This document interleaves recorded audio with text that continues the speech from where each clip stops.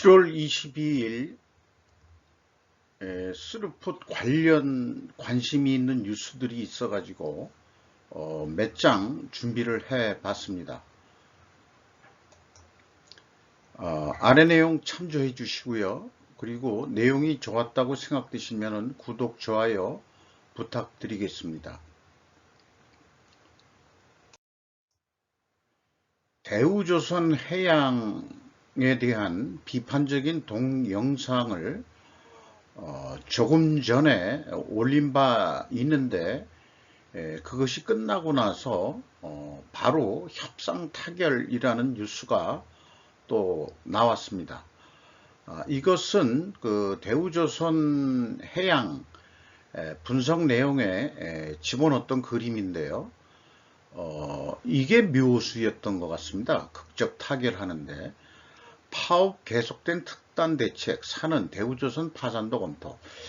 한 52일 만에 타결이 됐다는데, 좀 수시로 뉴스가 나왔었죠. 하도 이 노조 파업에 대해서는, 일반 시민으로서 아주 짜증나는 상황이기 때문에 등연시하다가, 파산 얘기가 나와서, 다시 좀 2021년도 대우조선 해양 경영 실적을 좀 분석을 해서 비판적인 견해를 좀 제시했는데, 저는 현재로서도 그 산은이 판단한 대로 파산시켜야 된다 이렇게 생각하는데 동의합니다. 이 내용은 그 대우조선 해양 그 동영상에 나와 있으니 설명을 했고요. 요거가 끝난 다음에 오늘 뉴스로 그 머니투데이 김도연 기자의 보도인데 대우조선 5일 만에 극적 합의 최악의 사태 피했다. 저는 이제까지 노조 파업이 직영진원인들로 그냥 그 인식을 했는데 뉴스를 좀 자세하게 안 읽어봤던 건지 아니면은 언론 매체의 그 보도 내용이 대우조선 해양 파업이 그 하청노조가 아니고 뭐 그런 거 구분을 안 하고 그동안에 썼던 거 아닌가 생각됩니다. 결국 오늘 내용을 보니까 문제를 일으켰던 그 장본인들은 하청노조라는 거죠. 그래서 그 협의체, 협상 단체는 대우조선 해양 자체는 아니란 얘기죠. 그러니까 사내협력사 협의회라는 건데요. 요 협력사 대표가 이 녹산기업이라는 대표로 되어 있습니다. 왼쪽에서 세 번째니까 이분이죠. 상당히 점잖게 생겼고, 그 다음에 그 하청노조지만은 이게 이제 금속노조 부위원장인데요. 뭐 배울 만큼 배운 사람 이 얼굴 같습니다. 현재 현장에서 노동 작업을 하는, 현장 작업을 하는 사람은 아니고, 노조 전임자로서, 말하자면은, 화이트 칼라와 같은 거죠. 금속 노조 중에서는. 금속 노조 중에서 말하자면은 귀족층이라고 할 수 있겠죠. 하청노조 사장은 귀족이라고 볼 수 없죠. 평민이고, 오히려 금속노조 부위원장쯤 되면은 노조 귀족이라고 좀 볼 수 있겠습니다. 귀족같이 생기셨습니까? 이분이 더 귀족같이 생겼는데, 딴 분들은 어떤지 잘 모르겠습니다만, 현장에서 일하시는 분인지 얼굴이 좀 시커멓게 탄 것 같고요.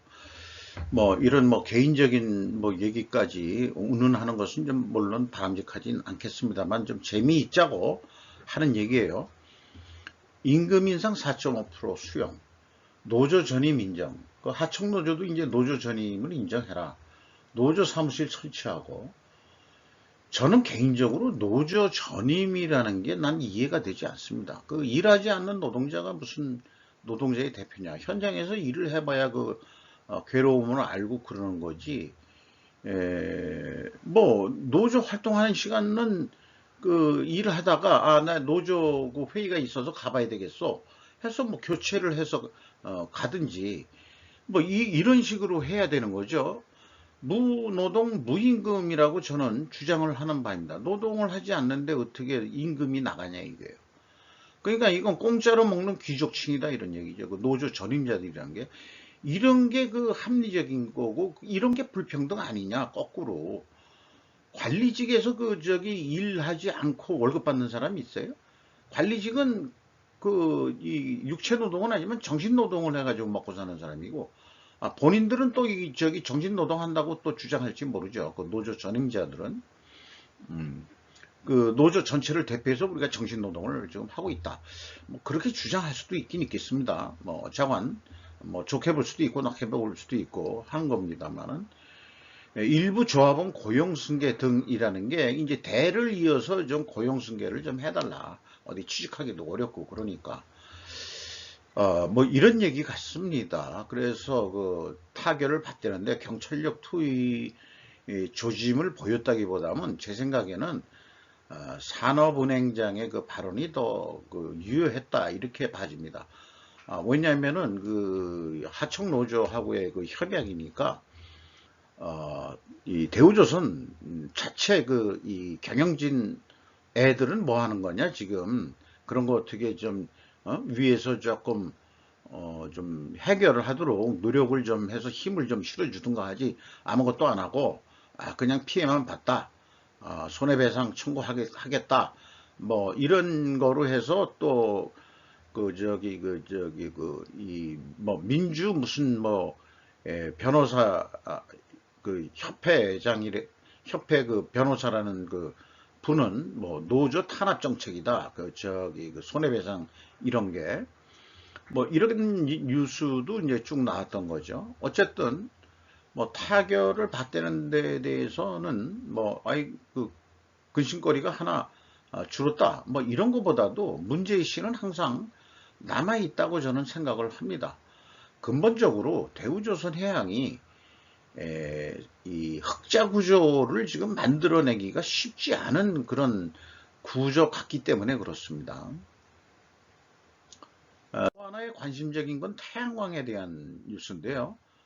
무너진 한국 태양광, 공급망 장악한 중국 독주 이랬는데 이미 예견됐던 사실입니다. 이 좌파 정권 애들, 특히 이제 그 자살 당한 그 박원순 씨 같은 경우 서울 시내 뭐 아파트마다 가정마다 뭐 이 환경을 내세워서 태양광들을 다 설치했는데 그거 다 중국산이었던 거죠. 국내 거는 안 쓰고 싸다는 이유로 그 경제 논리가 싸다 이런 얘기인데 우리나라 국내 기업을 보호하기 위해서는 이 관세라든지 이런 거를 통해 가지고 조금 그 보호를 했어야 되는 거 아니냐. 그러니까 LG전자도 접고 그다음에 OCI도 접고 하나도 접고 하나 큐세이다 뭐다 해가지고 따로 자회사로 독립했다가 장사가 안 되니까 전부 다 그 하나 솔루션도 다시 흡수 합병을 해버린 거죠. 그래가지고 그 중국산 태양광 그 패널 뭐 또 이런 거에 대해서 뭐 경쟁력 있는 걸 써야 되지 않느냐 뭐 이런 얘기들로 그 합리화들을 했죠.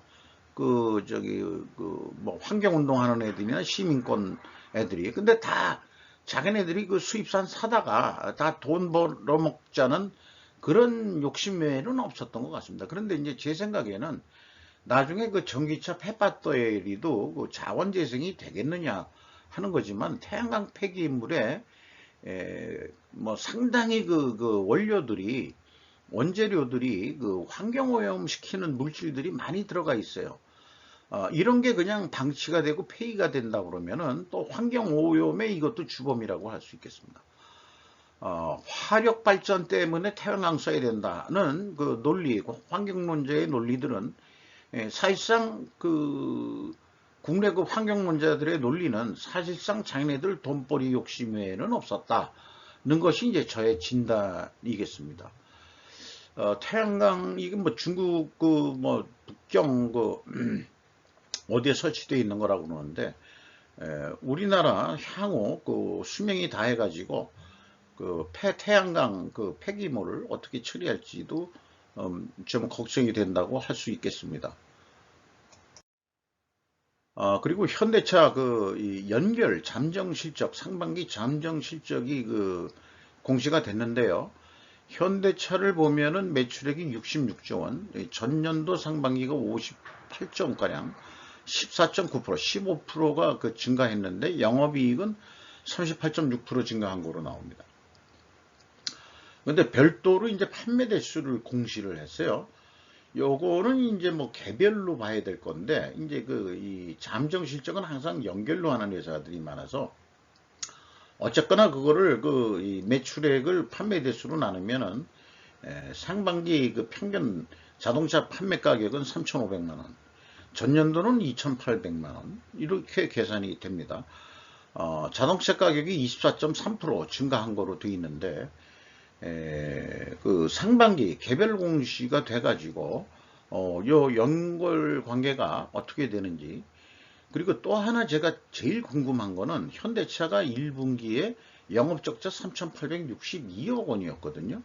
이게 어떻게 3개월 만에 흑자 전환의 원인이 될 수 있을까? 원인은 무엇일까? 이게 이제 상반기가 내용이 사업보고서가 공시되고서 그 내용을 좀 봐야 파악을 어느 정도 할 수 있을 거라고 생각되는데, 1분기 때는 현대모비스가 현대차한테 부품을 너무 좀 비싸게 공급하지 않았냐 하는 게 이제 제 해석이었어요. 그리고 상대적으로 기아한테는 자동차 부품을 좀 싸게 주지 않았느냐, 이런 해석이었는데, 기아도 보면은 매출이 40조, 전년도 상반기가 35조, 한 15%더 증가했습니다. 현대차보다. 영업이익은 뭐 거의 50%가 증가를 했어요. 그리고 자동차 평균 판매 단가를 보면은 2,800만 원, 전년도 상반기가 2,400만 원, 이렇게 일단 계산이 됩니다. 그 다음에 말씀드렸듯이 1분기 실적을 보면은 매출이 1.1% 하락을 했는데, 4월부터 6월까지 이게 이제 매출이 이제 크게 증가했다는 거가 되는 거죠. 그리고 이제 매출 재료비가 매출 증가는 떨어졌는데 매출 재료비가 증가했으니까 적자가 날 수밖에요. 이렇게 되고 또 이 운영 비용이 14% 증가했었으니까, 그래서 이제 3,862억 원 적자가 났던 건데, 기아는 매출이 10조 원 했고 2.2% 증가했는데 매출 재료비가 거꾸로 0.3% 증가해. 아니, 하락했다. 이게 같은 완성차로서 뭐 부품이란 게 거기서 거길 텐데 이렇게 차이가 날 수 있냐 이거죠. 그러니까 기아는 부품을 싸게 공급받았다라고 해석할 수밖에 없었던 겁니다. 1분기 때. 그럼 2분기에는 다 같이 흑자가 났다. 기아가 물론 더 흑자가 영업이익이 더 났습니다만은, 그러니까 3개월 2분기 때 현대차한테 부품을 더 좀 싸게 줬든지, 아니면은 가격 경쟁력이 있어서 그런지 판매 가격을 크게 올려서 이익이 났든지, 뭐 둘 중에 하나인데, 나중에 상반기 보고서가 공시가 되고서 그 내역을 봐야 구체적인 것을 추적할 수 있겠다. 이렇게 생각이 듭니다. 그리고 현대모비스가 현대차하고 기아에다가 부품 공급을 하는 물류 회사 역할을 하고 있거든요. 요게 이제 1분기에 7조 3천억 매출을 했고, 그 다음에 전년도 동기보다 17.4%가 매출은 증가했는데, 매출 재료비는 현대모비스 자체는 좀 적게 매출 증가보다 적게 증가하는 바람에 스루프시 19.4% 증가했었고, 그 다음에 스루프율도 조금 올라갔고, 그래서 이제 그러나 이제 운영 비용이 크게 증가하는 바람에 생산성은 좀 떨어져 가지고 2,685억 원의 영업이익이 났었는데, 2분기 잠정 실적을 보면은 물론 연결입니다만 23조 6천억 원대를 했고, 전년 상반기에는 20조 그 1,000억 원대를 했죠. 그리고 영업이익은 그런데 이제 거꾸로 상반기에 여기 25%가 줄었다는 게 이게 이제 그 현대차하고 기아차의 이익 발생에 영향하고 상관관계가 아니고 분명히 인과관계가 있다고 생각이 듭니다. 매출이 증가했는데 어떻게 영업이익이 25%냐 주냐 이거죠. 이것은 원재료 가격이 크게 상승했다 이렇게 봐야 될까요? 그럼 원재료 가격이 상승해서 자기네들도 그걸 조립을 해서 현대차하고 기아차한테 줬을 텐데, 그러면은 현대차나 기아차 어디 한 군데는 싸게 주고 어느 한 군데는 비싸게 했다? 아니면 다 싸게 줬다? 이것도 상반기 실적 보고가 나와야 정확하게 얘기가 될 수 있을 것 같습니다. 그리고 상호 출자 성격이기 때문에 현대모비스가 기아차를 지배하는 형태고요. 그리고 현대차가 기아를 지배하는 형태고, 그 다음에 기아가 현대모비스를 또 지배하는 형태. 그러니까 이걸 순환출자라고 그러는데, 옛날에는 이 순환출자를 막겠다고 공정위까지 나섰는데 현대차 그룹만큼은 누구도 못 건드립니다. 이 순환출자 구조를. 딴 그 재벌 기업들은 그 지주회사 만들어가지고 그 밑으로 내리세워라 라는 식으로 전 정권에서는 그 공정위에서 그렇게 강요를 해가지고 지주회사화를 많이 시켰거든요. 근데 현대차한테는 약해요. 유독 그 공무원 아새끼들이. 좀 그게 좀 이상해요. 우리나라가 현대 공화국인지 어떤지 모르겠습니다만은 지금 새 정권 들어와서도 아마 이 구조를 지배 구조를 바꾸기는 좀 어려울 거라고 생각이 됩니다. 그래서 만약 영업이익이 또 중요한 게 아니고 현대차도 그렇고 현대모비스도 그렇고 그 현대차 같은 경우에는 영업이익보다도 영업의 이익이 더 많고 기아차를 지배하니까 기아차가 돈을 벌면 지들도 돈을 벌게 되어 있는 거로 되어 있거든요. 그러면은 현대모비스는 예를 들어서 기아는 또 현대모비스를 지배하고 있으니까 현대모비스 실적이 그 영업의 부분에 또 반영이 된다고 할 수 있겠죠. 그 기아도. 그러니까 이제 현대모비스가 잘 나갔었는데 매출이 17.5% 증가했는데 영업이익이 25%가 감소했다는 것은 이거는 원재료 가격이 그 구매 가격이 본인들도 이제 부품을 구입을 해서 또 모듈식으로 이렇게 조립을 해서 현대차한테 납품을 하는 거니까 아마 그 원재료 가격이 크게 상승을 했고 판매 가격은 또 어떻게 나올지 좀 매우 궁금하기도 합니다. 문제는 현대차나 기아차나 원재료 구매 가격을 잘 밝히지 않는다고 기초 소재를 가지고 원재료 가격을 밝히고 있기 때문에 판매 가격은 뭐 차량 가격이 나와 있습니다만 원재료 가격이 그렇게 클리어하게 현대모비스에서 구매하는 가격 모듈로 그런 거라도 뭐 공개를 해주면은 충분히 그 신뢰도가 더 갈 텐데 아직 그렇지 않고 있다는 것이 조금 좀 현대차한테 불만인 사항이라고도 할 수 있겠습니다. 좀 개선돼야 될 부분이 아닌가 이렇게 생각합니다. 잠깐 스루프 관련 뉴스를 한번 좀 정리해서 소개를 해드렸습니다. 감사합니다.